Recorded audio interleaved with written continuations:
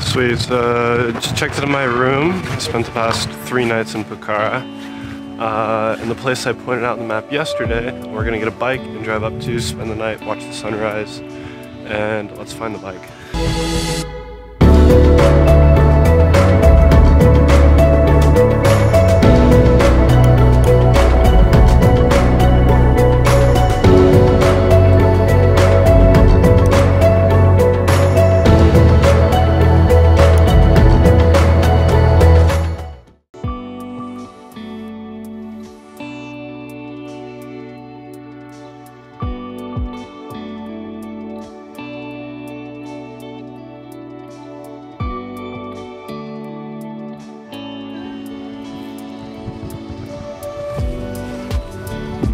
Cool guys. Woke up this morning in Pokhara, which is where I've been for the past 3 nights. It was really nice just to like relax, you know, take it all in. I wanted to come to Pokhara for a long time now, so that was really cool. I have 2 nights left, and I didn't want to go back to Kathmandu too early. I enjoyed Kathmandu, but I'd rather be out of it. Yeah, so I pointed out yesterday onto the hilltop, which is where I came today, called Sanrankot. Yeah. I ended up renting a bike, which is rad. I've driven in like every country I've been to. It's been like a goal of mine, except Singapore. But everywhere else I've driven in. So I drove up here. Even though I can see Pokhara right down there, it took me about 45 minutes to drive up. And it's just like the windy roads. It's not even paved half the time. It's just a dirt road with rocks. So it took about 45 minutes to get up. But I finally made it up here. It's beautiful. The views are incredible. It's quite foggy right now, and we talked about pollution yesterday. But a lot of up here, I am in the clouds right now, so it is quite foggy. I can see a good distance, but it's just nice. It's quiet. It's a good place to relax, to have a beer.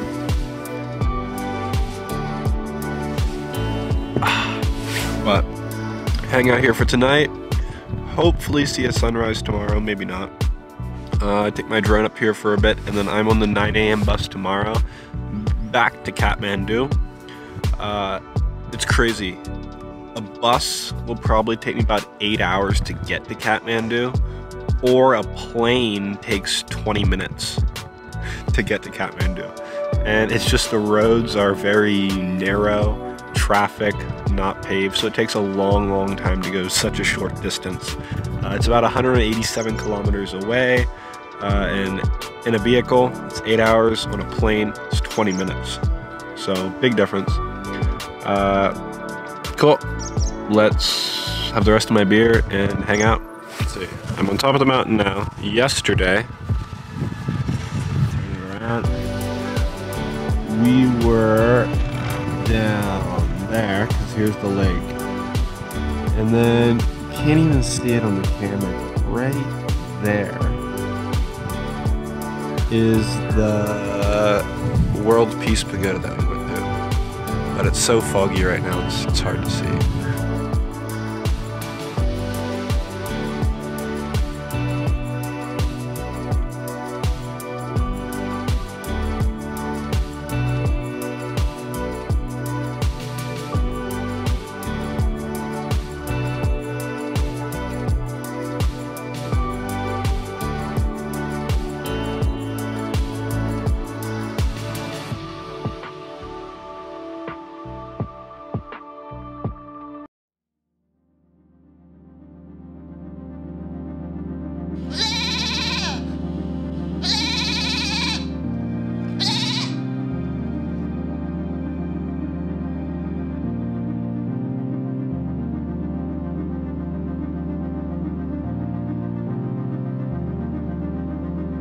Rise and shine.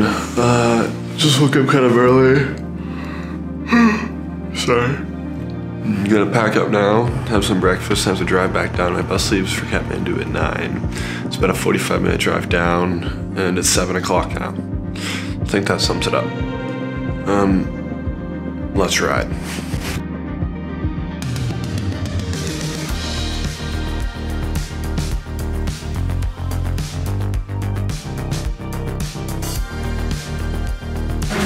I just got back to Kathmandu. This place probably looks pretty familiar because I was here like 1 week ago, but it's really good, so I came back. Anyways, I took a 7-hour bus ride. I left at 9 a.m. this morning. I got to Kathmandu after 4 o'clock. That's over 7 hours. I could have hopped on a plane though, and it would have taken 20 minutes, but it's just like the roads and the traffic, it's terrible. But finally made it here. Spent my last night here in Kathmandu, and then tomorrow I'm on a plane at 10 o'clock at night home to Vietnam. Yeah, I think that's really it.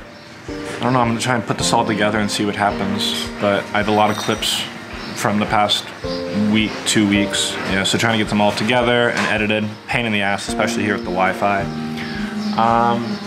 Yeah, let's get it.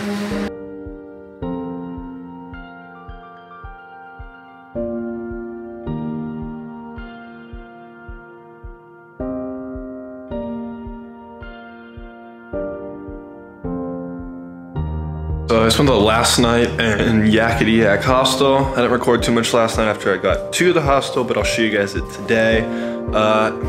Kathmandu right now, it's low season, yeah, so it's pretty dead. I was the only person in the dorm room, so it's like my own private room. I paid like $7 or something. It's just a normal dorm room, right? So all of our bunks. I crashed there. Yeah, can you see that? So I'm gonna take a shower real quick. I'll show you guys the rest of the hostel.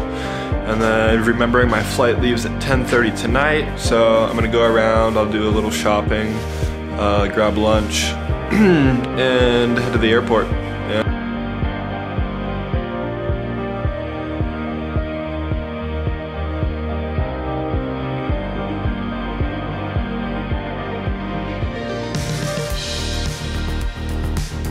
Cool guys, so it's my last day in Kathmandu. Yeah, I just checked out of the hostel and I showed you guys that earlier. I have a lot of money still, well a lot, not that much, but I can't exchange it back to US dollars because it's hard to do, and I can't exchange it to Vietnamese because no one wants Vietnamese currency. So I'm here at like a nicer place to eat lunch, have a beer. I ordered the chicken Caesar wrap and some chips or some French fries, whatever you want to call them. Yeah, and then I have to do some souvenir shopping for an hour or two, and then just kind of like meander around and explore until I take a taxi to the airport later. Yeah, so where's my beer?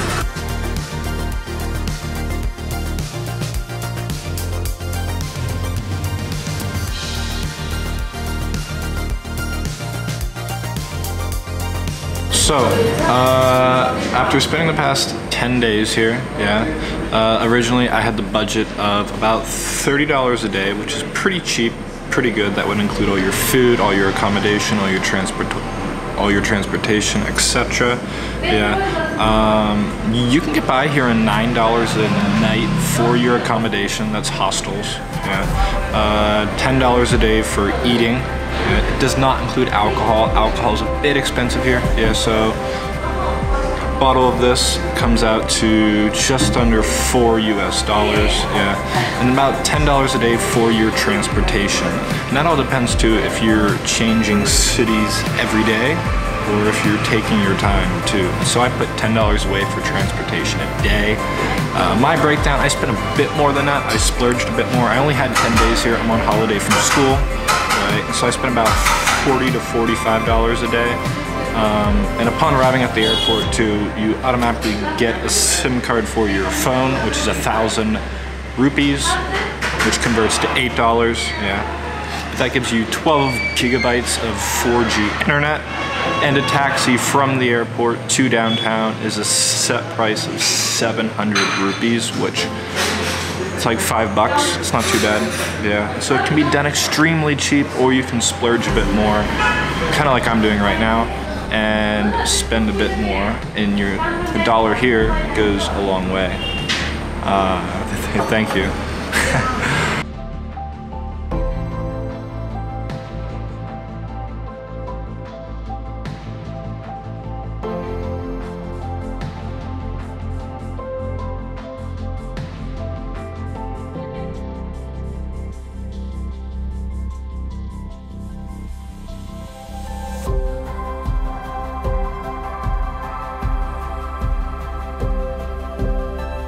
get my taxi to the airport. It looks pretty chaotic. When I got here, I was the only person in the visa line, but now it's a lot of people.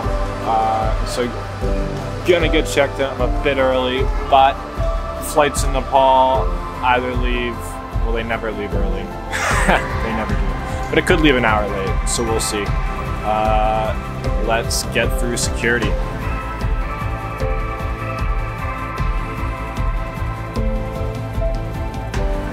Sweet. So as usual, checked out of the lounge. So headed to the gate now, about an hour early. Okay. Heading back to Kuala Lumpur International, namaste. And then onward to Vietnam. Just to find the gate number 5. Who the hell knows where that's at? I'm sure it's some security checks this way. So let's do this one time. Always get a lounge. It's so much better. I've told you this, right? Let's get to it. I don't even think they cared about security. Like they'd like pat me down, like the weakest I've ever had. We got through in a breeze though, which is cool. Everyone's got a mask on here. Coronavirus. Obviously that's the thing that's happening now. People are looking at me, but who gives a shit anymore, right? Gate number 5.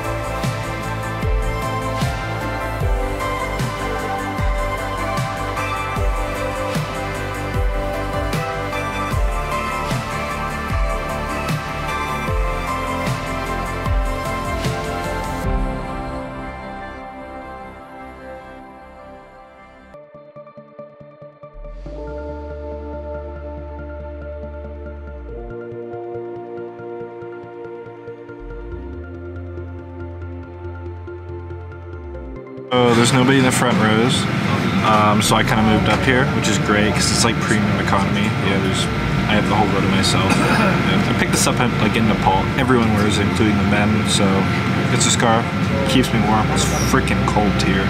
Yeah, but I'm super excited to fly Malindo. This has been on my list for ages now, basically. And essentially speaking, it's like a low-cost carrier in Southeast Asia, but this wipes AirAsia out of the water. AirAsia, I'm tall, it's uncomfortable, there's no televisions, there's no anything on the flight. So far, Malindo has it beat. I have my legroom, I have the TV, and they're really nice so far. So this is great. Super excited. Ladies and gentlemen, let's listen. For your safety, we will now demonstrate.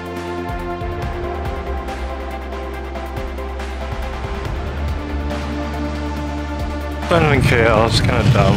They made me pass through immigration, so I got stamped in the country. And now I have to get stamped back out of the country after I get to the right terminal. But logically, you couldn't just let me transfer. So let's find the right terminal.